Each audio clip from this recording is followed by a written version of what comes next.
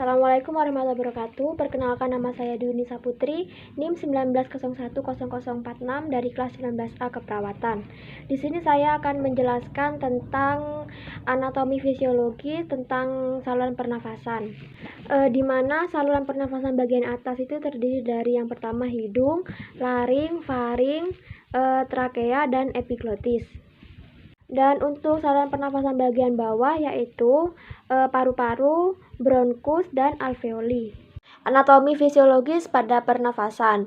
Yang pertama dimulai dari hidung, trakea, bronkus, bronkeolus, dan alveoli. Di mana di bagian hidung terjadi penyaringan udara yang dilakukan oleh rambut hidung pada trakea di bagian alveolus. Terjadi pertukaran oksigen dan karbon dioksida secara difusi. Anatomi fisiologis pada sistem pencernaan, yaitu saluran pencernaan berfungsi untuk mengabsorpsi cairan dan makanan yang nantinya akan digunakan oleh sel tubuh dan menghasilkan produksi sisa dalam bentuk feses. Selain itu, saluran pencernaan juga berfungsi untuk mensekresi seperti pankreas dan gallbladder. Makanan diproses dengan melalui 4 tahap, yaitu yang pertama ingesti, yaitu masuknya makanan ke dalam mulut. Lalu yang kedua digesti, yaitu pencernaan. Lalu yang ketiga absorpsi, penyerapan. Lalu yang keempat defeksi atau pengeluaran. Pencernaan itu sendiri yaitu proses pemecahan makanan menjadi molekul yang lebih kecil sehingga lebih mudah diserap oleh pembuluh darah. Pada saat makanan masuk ke dalam mulut, proses pencernaan dimulai. Yang pertama, makanan masuk melalui mulut, di mana mulut makanan dihancurkan oleh gigi dan kelenjar saliva yang dibantu oleh enzim petialin untuk mempermudah menghancurkan makanan. Lalu yang kedua, esofagus. Makanan setelah masuk melalui mulut lalu masuk ke esofagus dalam bentuk bolus. Melalui sphincter osofagus. Bagian atas upper arm esophagus sphincter. Fungsi sphincter ini yaitu untuk mencegah makanan reflux ke tenggorokan. Bolus melewati esofagus sepanjang 25 cm melalui gerakan peristaltik yang dihasilkan dari konstruksi dan relaksasi otot-otot esofagus secara involuntar. Setelah kurang dari 15 detik, bolus akan sampai di esofagus bagian bawah dan kemudian masuk ke dalam lambung melalui sphincter esofagus bagian bawah atau lower esophageal reflux. Sphincter ini terletak antara esofagus dan lambung yang berfungsi mencegah bolus reflux ke esofagus. Lalu yang selanjutnya yaitu lambung, di mana lambung memproses makanan dengan dua cara, yaitu mekanik dan kimiawi, di mana lambung mensekresi HCl, enzim, pepsin, dan mukus, di mana HCl dapat mempengaruhi keasaman pada lambung dan mempengaruhi keseimbangan asam dan basa pada tubuh.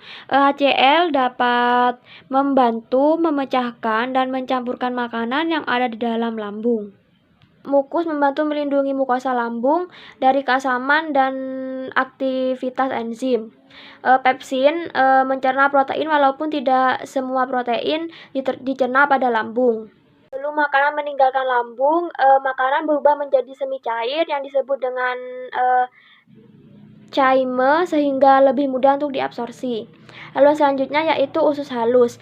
Setelah di lambung, makanan masuk ke dalam usus halus yang berdiameter kurang lebih 2-2,5 cm dan panjangnya yaitu 6 meter.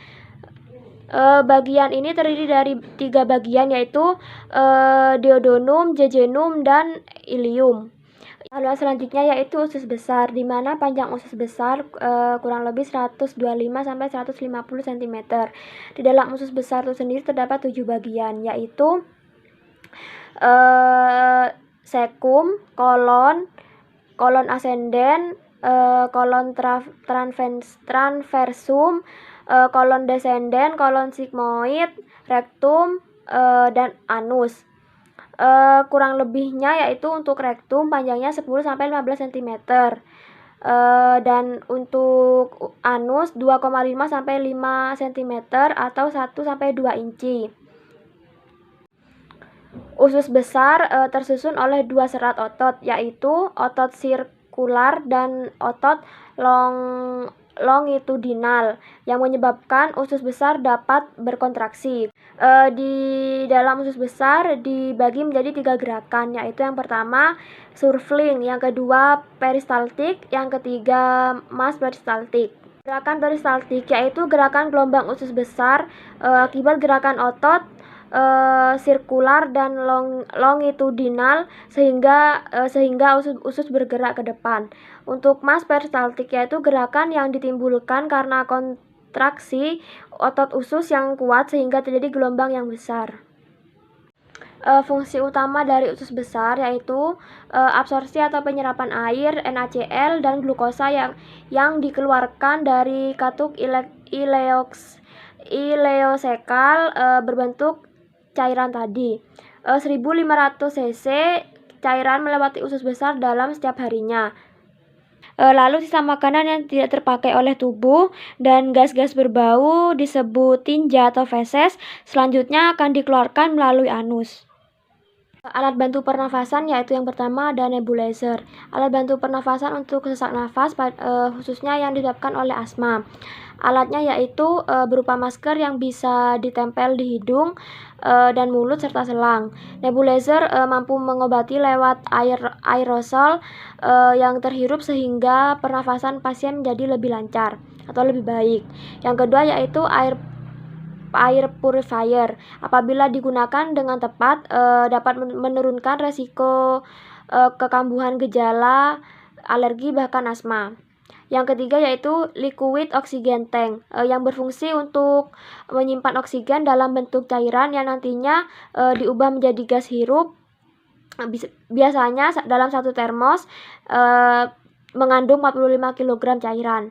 Yang keempat yaitu Continuous Positive Airway Pressure atau CPAP yang bermanfaat untuk penderita sleep apnea. Alat ini digunakan untuk mengeluarkan gas oksigen dari selang menuju masker yang menempel di hidung pasien. Yang kelima yaitu compressed oxygen gas tank.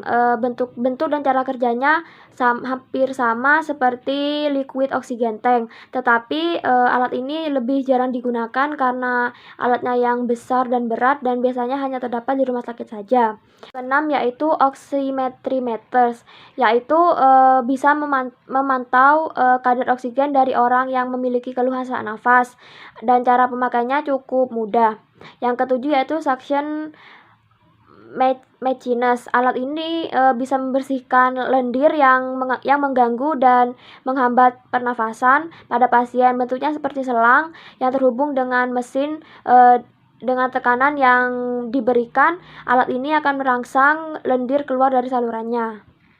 Yang kedelapan yaitu simple face mask. Pemberian oksigen dengan cara menempelkan masker pada muka pasien, hasilnya akan meningkatkan volume tampungan oksigen yang lebih besar daripada ukuran tampungan anatomi saluran nafas yang terbatas. Untuk masker rebreathing kurang lebih 6-10 liter per menit. Untuk nasal kanul yaitu 1-6 liter per menit. Suara tambahan pernafasan yaitu ada dua, yaitu wheezing dan ronki. Wheezing yaitu adanya penyempitan pada saluran pernafasan bagian dalam. Sedangkan untuk ronki yaitu adanya penyumbatan pada jalan nafas yang disebabkan biasanya karena adanya lendir. Sungkup muka dengan kantong atau non-rebreathing, aliran oksigennya kurang lebih sekitar 12-15 liter per menit. Untuk sungkup muka dengan kantong atau rebreathing yaitu aliran oksigennya kurang lebih sekitar 6-10 liter per menit. Untuk sungkup muka sederhana aliran oksigennya kurang lebih sekitar 5-10 liter per menit.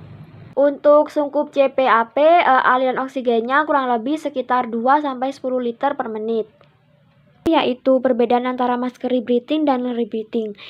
Pada masker non-rebreathing adanya katup satu arah untuk mencegah terhirupnya kembali CO2 yang telah dikeluarkan. Baik, itu saja yang dapat saya sampaikan. Kurang lebihnya mohon maaf. Assalamualaikum warahmatullahi wabarakatuh.